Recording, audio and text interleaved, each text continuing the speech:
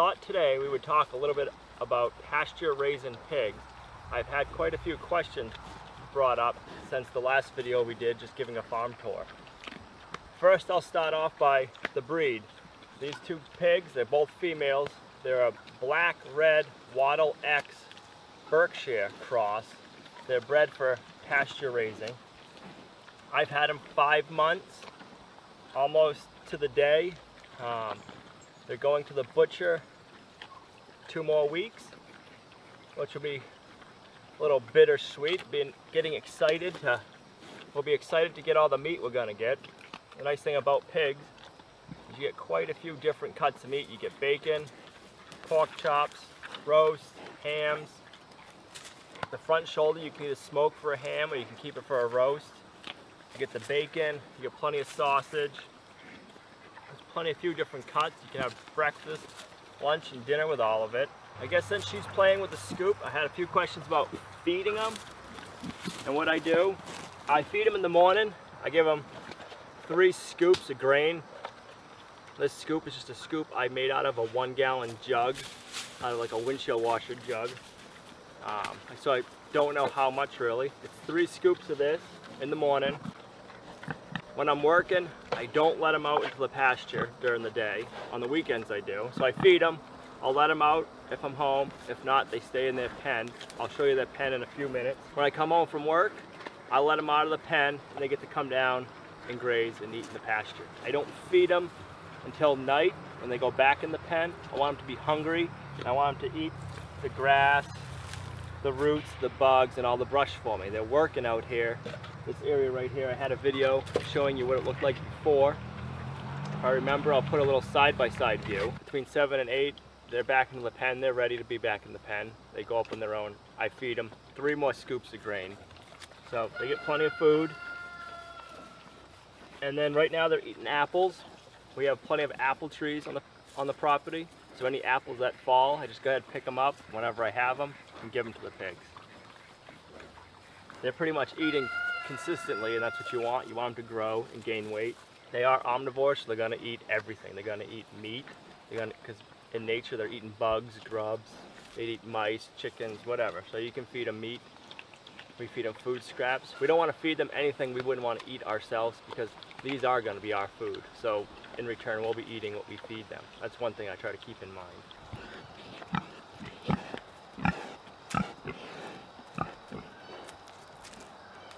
Hey girls. So I just got a gate. It's 4 feet wide. I did a video on the pen.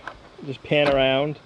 So it's just cattle panel all the way around. Each cattle panel is 16 feet long, except for where the door opening is. That's 12 feet, and plus 4 for the door.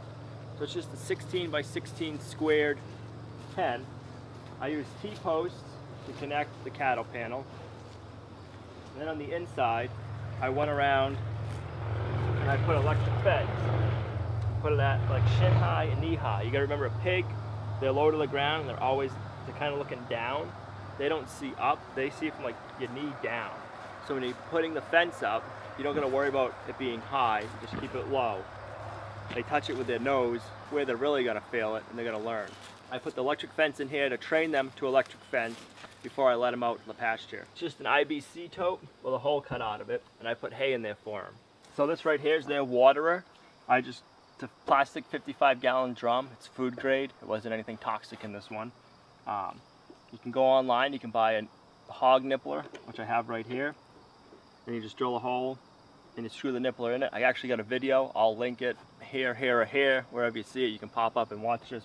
Pretty neat and it works really good. The pigs love drinking out of this water.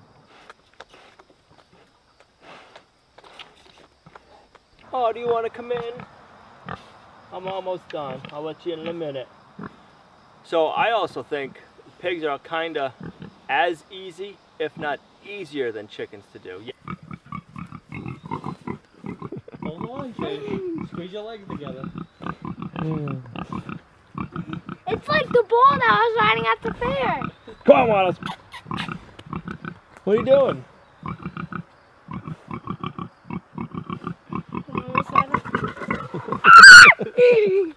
It's a good slide. They might dig up the area and make a mess, but you only have them for 6 months. Chickens, you get meat and eggs from them. Pigs, you get bacon, sausage, ham, pork, roasts from them. And you get the lard. The lard's really good if you render it down. You can make lard for baking with, cooking with. You can use it to make soap. It's all really healthy for you, especially if it's a pasture-raised pig. So I'm really looking forward to getting the lard back from them this time. I use this one. I've had really good luck with it. I don't know if it's the best or not out there. This is what they had at Tractor Supply. It's just I don't even know how you say it, what word that is. 25-mile range, low independence, 1 joule, DC powered. And I just keep 2 car batteries. When one of them dies, the other one's in the house on the trickle charger charging up, and I just swap them out. When I first hooked up the fence, I wasn't getting that big of a shock from it, so I had 1 ground in. I ended up running a 2nd ground rod. If you guys want to stay up to date with us, go over to Lumnah Acres on Instagram. I've been posting daily photos over there. Hopefully soon we'll be doing daily uploads on YouTube. Just haven't had the time to do that. So I'm posting weekly to YouTube, usually on Saturdays, Friday night or Saturday night. If you want more of Lumnah Acres, leave comments below and go on over to Instagram and see our daily photos. We'll see you right back here next time at Lumnah Acres.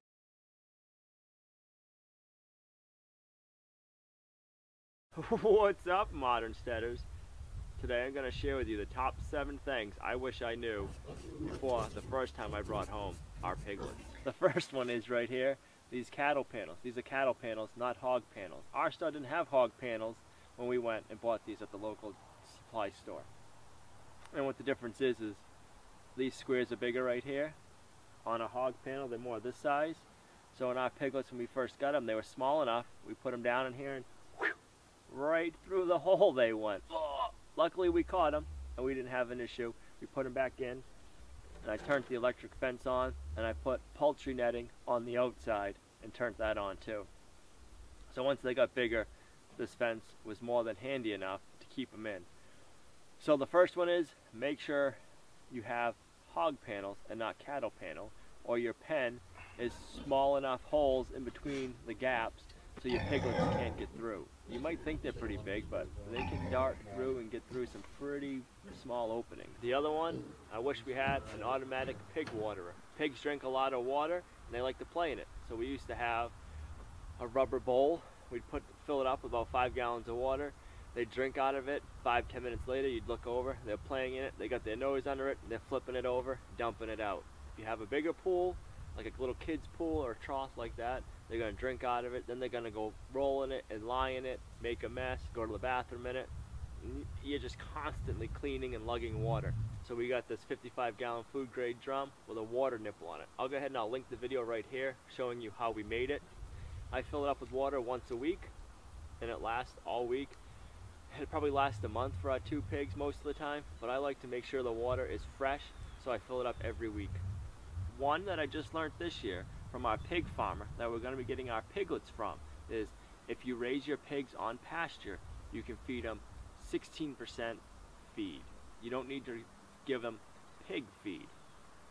The only difference is pig feed has vitamins and minerals, which the pigs need if they're raised inside in a barn and they don't have access to dirt and grass.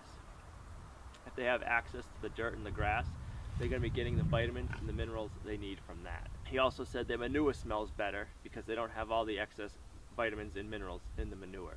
So that should be a win-win. Biggest reason for it is, other than the smell, is you're going to save between $1 and $2 on a bag of feed, because they have to add the vitamins and minerals to it, so it costs more money. On average, you're going to be feeding a pig around 20 bags of feed, so if you're going to be saving anywhere from 20 to 40 bucks per pig, that's some pretty good savings you can keep in your pocket. Last year we found out that our local feed store has a customer appreciation day, and they'll take off $2 per bag of grain.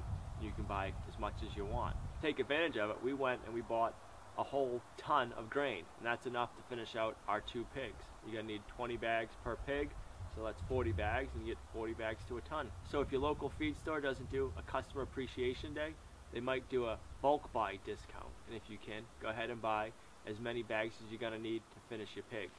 You're gonna need at least 20 bags of grain per pig, so you can figure it out that way. You're gonna wanna make sure you have good flat access to your gate. When you go to load them up into the trailer, if you're taking them to a butcher shop, if you have to come up an incline like we did, you get more of a hill and the pigs don't like to step up, but if you make a ramp, it's slippery and it takes a lot longer to load your pigs. When you're planning the layout of your pig pen, keep in mind that you're gonna need to load these pigs up to take them to the butcher shop when they're grown. Then make sure you have a good, solid, rugged gate.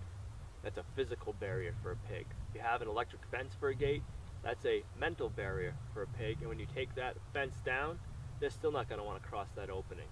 If you have a physical gate, you open it up, and they're more apt to walk right out of it for you. When you get your piglets, try to figure out how fast they're going to grow, and kind of have in mind when you plan on bringing them to the butcher. We got ours in April last year, so we were able to bring them to the butcher come September. We'll be getting them in May this year, so we'll be bringing them in October, what might be a little bit more of a hassle for us, because a lot of the butchers up here are going to be cutting up wild game, so they're going to be busy. So I'm going to have to make sure I call the butcher in advance and set up a butchering date, so that way I know I can get my pigs butchered when they're ready. I don't want to have to feed them extra feed and be putting on more fat on the pig. When you're paying a butcher to harvest and butcher the meat for you, you're paying by hanging weight, so that goes by how much fat is on the pig too. You don't get to eat that fat, so it's a lot of waste of money. It's wasted money you're paying to the butcher for the weight, and it's a waste of feed because they're not putting on as much meat.